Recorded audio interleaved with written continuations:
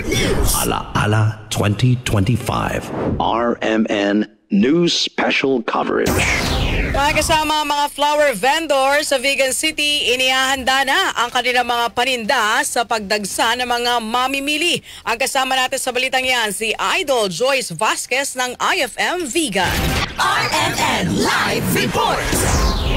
Naghahanda na ang mga flower vendors dito sa Vigan Public Market habang papalapit ang paggunita ng undas. Karaniwan ng senaryo sa Vigan Public Market tuwing undas ang paglalagay ng pwesto ng mga tindera sa aisle sa ground floor ng palengke upang mas maging accessible ito sa pagdagsa ng mga mamimili. Ayon sa pamunuan ng Vigan Public Market, pinapayagan lamang ang mga nagtitinda dito na pumwesto tuwing October 31 hanggang November 2 kada taon. Ayon naman sa mga tindera, wala pa namang pagtaas ng presyo sa mga bulaklak na karaniwan nilang itinitinda gaya ng assorted colors ng Malaysian Mums sa mga pwesto nila sa itaas ng palengke. Pero ayon din sa kanila, nakadepende pa rin ito sa mga susunod na araw kung may pagbabago din sa presyo sa kanilang mabibiling supply. Sa ngayon, ang presyo ng small arrangements ay nasa 150 pesos pa rin na pwedeng tumaas hanggang 200. Ang mas malaking arrangements naman ay nasa higit kumulang 350 hanggang 500 pesos. Depende rin sa mga bulaklak na gagamitin. Kasama mo sa IFM Vigan para sa Ala-ala 2025 Special Coverage, Idol Joyce Vasquez, Tatak, RMN.